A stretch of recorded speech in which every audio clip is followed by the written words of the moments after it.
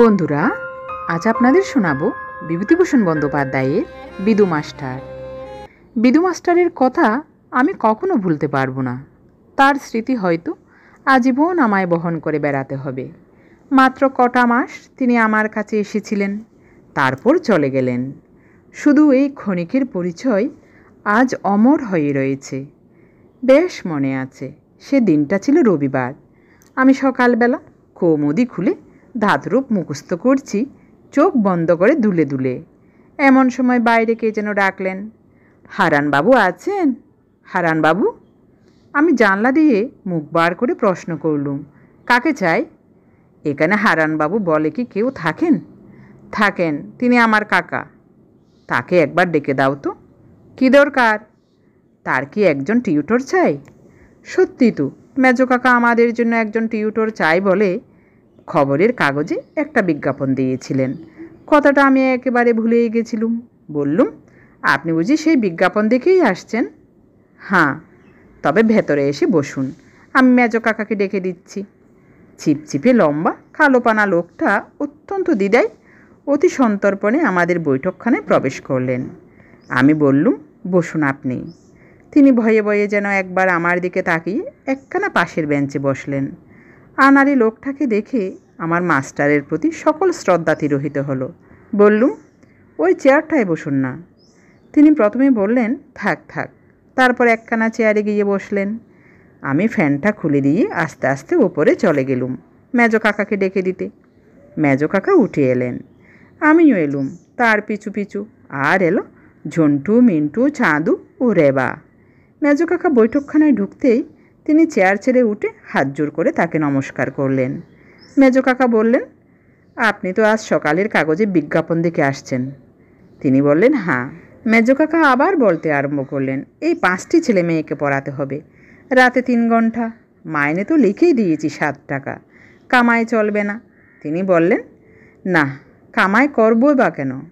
মেজো কাকা বললেন, তা আপনি থাকেন কোথায়? শ্রীনাথ দাস লেনে। আপনার নাম?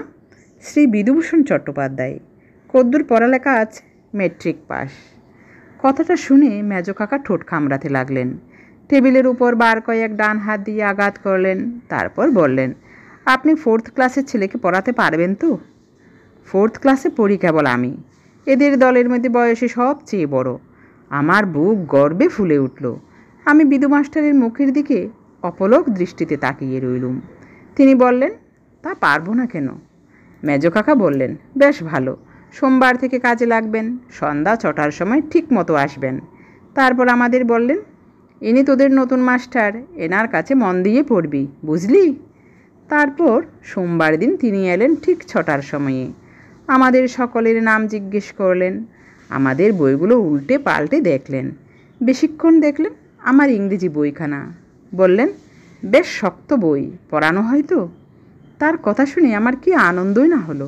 আমি বললুম, আমাদের আবার ইংরেজি, ফিজিক্স, কেমিস্ট্রি পড়ানো হয়। তিনি অবাক হয়ে গেলেন। বললেন, তাই নাকি? আমি তাকে আমাদের সায়েন্স বইখানা এনে দেখালুম। তিনি বললেন, কি পড়া হয়েছে? প্রপার্টিস অফ এয়ার আর ব্যারোমিটার। আমার কথাগুলো শুনে তিনি বেশ চমকে গেলেন, আর আমি খুব কৌতুক বোধ করলুম। তিনি তখন রেবাকে জিজ্ঞেস করলেন, তোমার নাম কি খুকি? রেবা লজ্জায় মুখ নিচু করে রইল। নতুন লোক দেখলে ওর ওই রকম লজ্জা। আমি বললুম, বল না রে, কী নাম? তিনি তখন রেবার পশমের মতো কোমল চুলে হাত বুলিয়ে দিতে লাগলেন।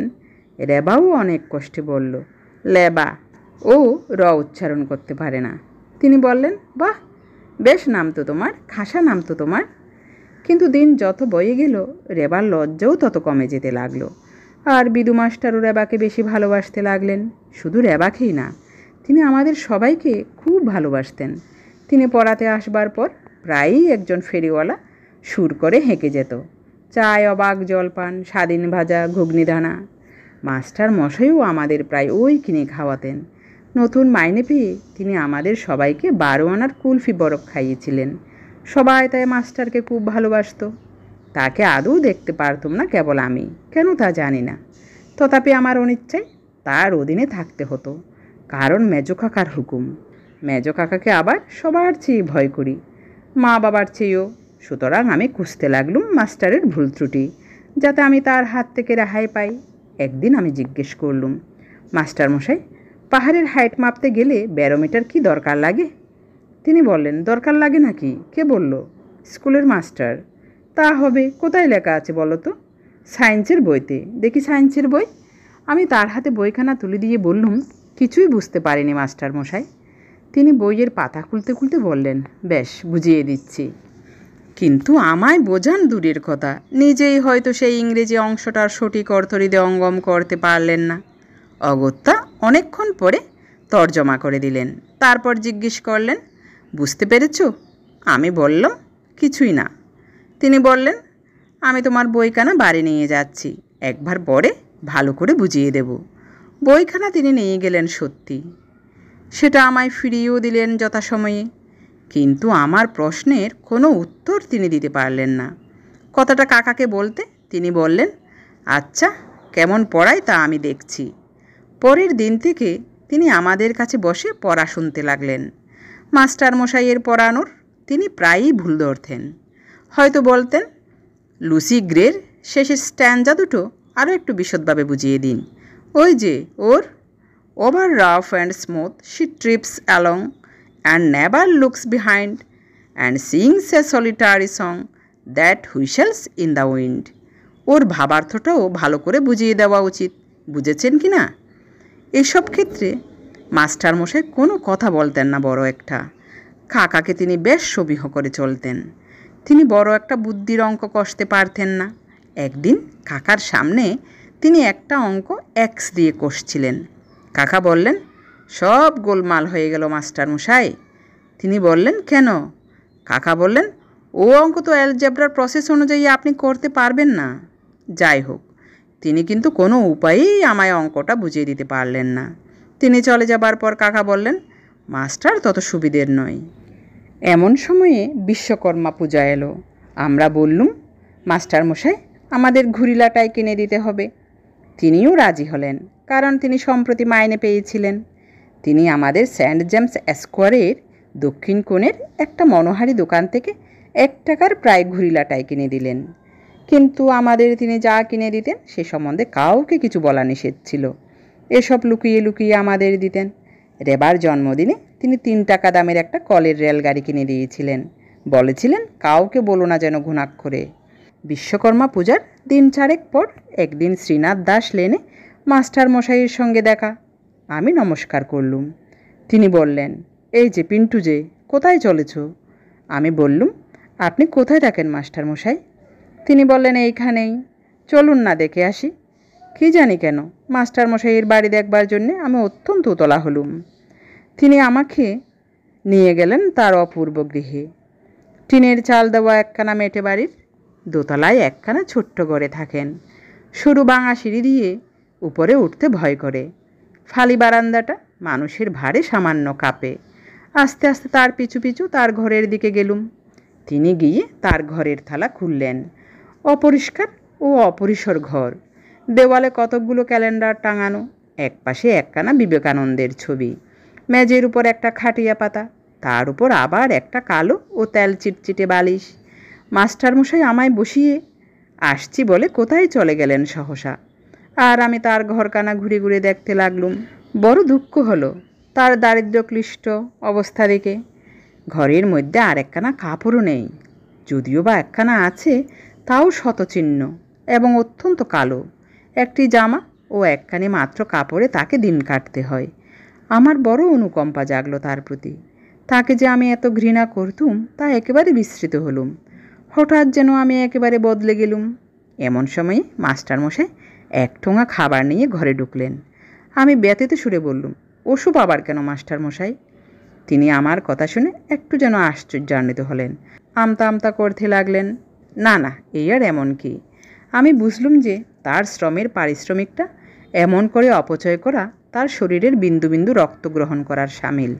আমি তীব্র প্রতিবাদ করলুম, না, এ কখনোই হবে না।